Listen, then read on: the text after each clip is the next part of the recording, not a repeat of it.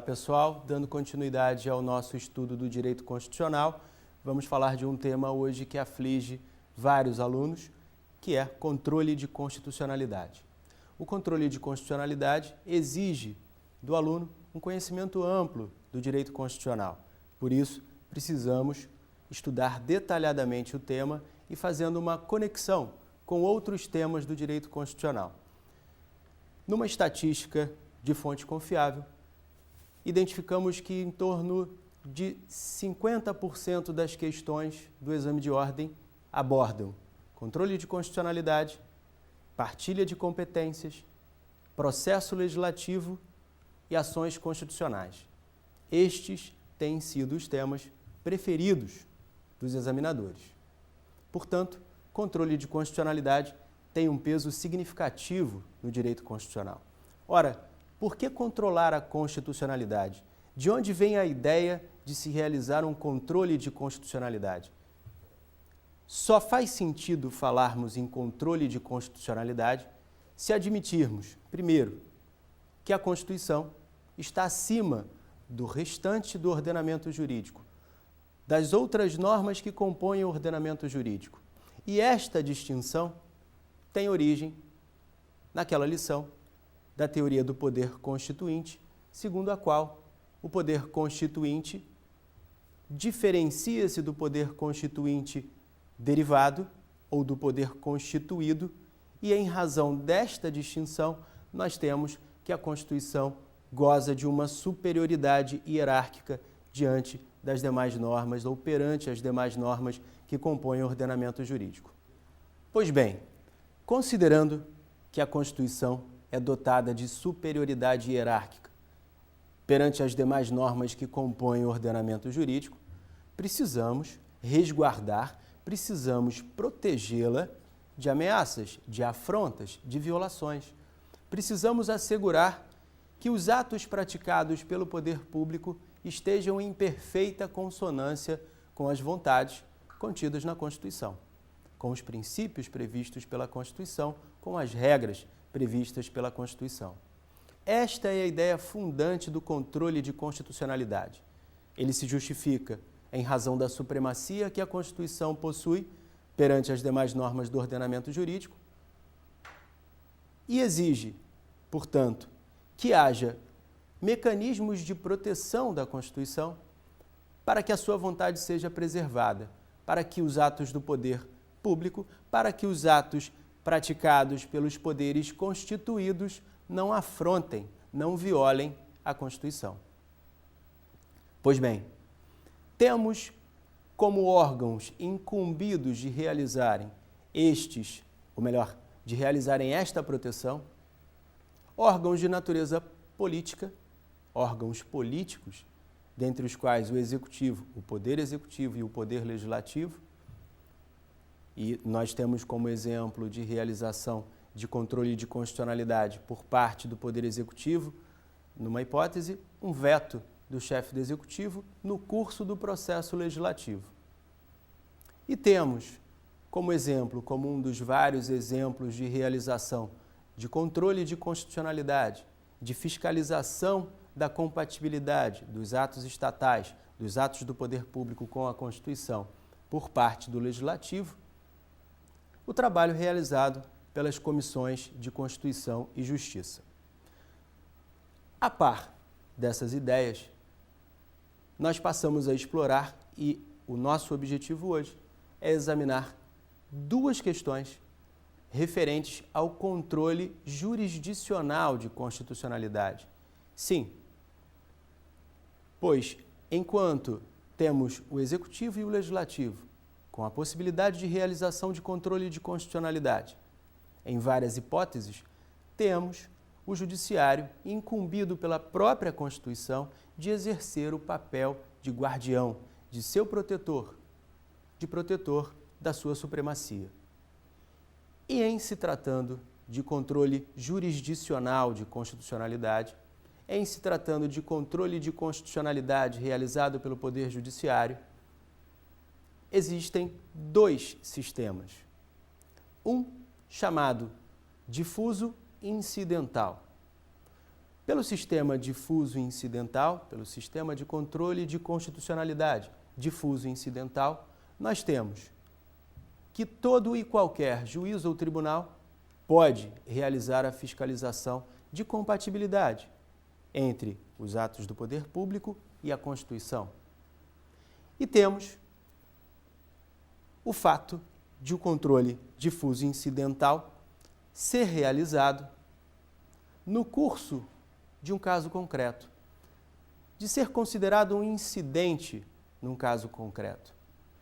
Portanto, da nomenclatura do controle de constitucionalidade difuso, todo e qualquer órgão, todo e qualquer juízo ou tribunal podendo exercê-lo, incidental, porque ocorre num caso concreto. Desta denominação, desta nomenclatura, já podemos extrair algumas características importantes do sistema de controle difuso e incidental, que tem matriz americana, que tem como referência um caso julgado pela Corte Americana em 1803. No sistema de controle difuso e incidental, primeiro, qualquer órgão do Poder Judiciário está habilitado, detém competência para realizá-lo. Segundo, qualquer pessoa pode provocar a atuação do Poder Judiciário para que ele exerça o controle de constitucionalidade. Terceiro, ele é realizado sempre num caso concreto, por meio de um conflito levado ao conhecimento do Judiciário e, portanto, tem natureza de uma questão prejudicial, é um incidente no processo. Como quarta característica, e pelas anteriores, e em função das características anteriores, o controle difuso e incidental dará ensejo a uma decisão que produzirá efeitos apenas para as partes envolvidas naquele processo. Portanto, no sistema de controle difuso e incidental, a decisão produz efeitos apenas para as partes envolvidas naquela ação, naquele processo. Ao lado do sistema de controle difuso e incidental, temos o sistema de controle concentrado, abstrato, que tem sua matriz no direito austríaco, que foi formulado pelo conhecidíssimo jurista Hans Kelsen. Pelo sistema de controle de constitucionalidade, intitulado como concentrado e abstrato, nós temos que a análise da constitucionalidade, o enfrentamento da questão constitucional é, ao contrário do controle difuso e incidental, é a questão principal. E o sistema de controle concentrado é assim denominado porque a atribuição para exercê-lo é entregue pela própria Constituição a um órgão e não a vários. Então, com relação ao número de órgãos, o controle de constitucionalidade é concentrado. Na sequência desta análise com relação à nomenclatura, temos que ele é concentrado e abstrato. Sim, porque nele não há caso concreto, porque nele não há interesses a serem protegidos. Não há parte, apenas a análise de compatibilidade entre uma lei, entre um ato estatal, entre uma espécie normativa e a Constituição. Nada mais. Na mesma linha do raciocínio anterior, se nós nos debruçarmos sobre a nomenclatura do controle concentrado abstrato, já conseguiremos extrair algumas características. Ora, ele é exercido por apenas um órgão escolhido pela Constituição. Ele, portanto, abrirá mão, prescindirá, dispensará a existência de um caso concreto, porque não há parte, porque ele é abstrato, porque ele é realizado em abstrato. É concentrado nas mãos de um único órgão e é abstrato, porque dispensa a existência de um caso concreto. Em razão destas características, a decisão proferida em sede de controle concentrado, abstrato, produzirá efeitos para todos, porque não há partes no processo.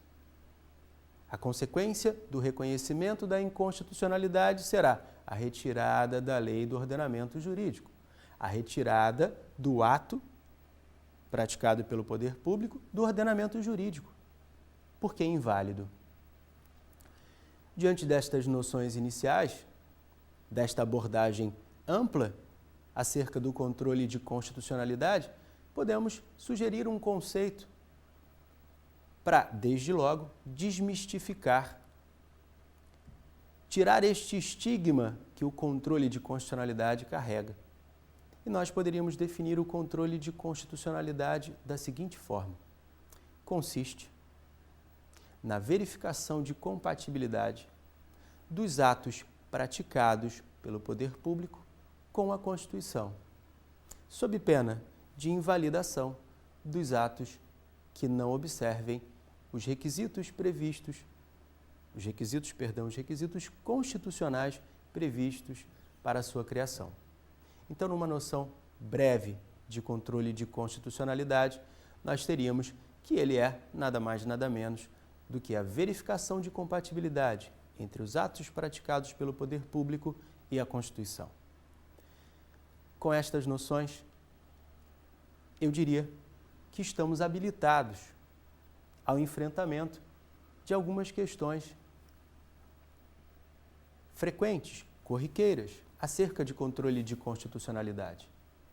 Evidentemente que a questão abordará ações referentes ao controle concentrado e, assim, algumas peculiaridades de cada uma destas ações. Vamos ver a questão?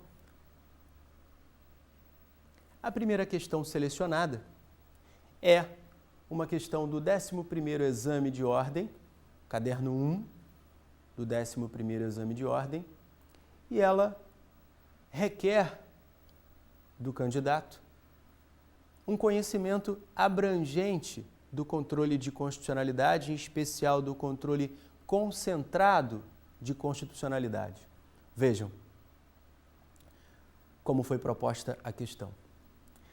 A ação direta de inconstitucionalidade, a ação declaratória de constitucionalidade e a ação direta de inconstitucionalidade por omissão estão regulamentadas no âmbito infraconstitucional pela Lei 9868 de 99, que dispõe sobre o processo e julgamento destas ações perante o Supremo Tribunal Federal. Percebam que até aqui, até este ponto, não há indagação. Ainda não há um questionamento. O examinador não lhe perguntou absolutamente nada. Apenas afirmou.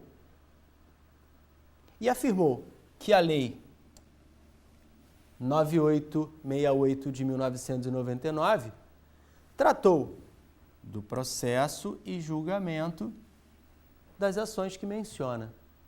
Na sequência, nós teremos a pergunta.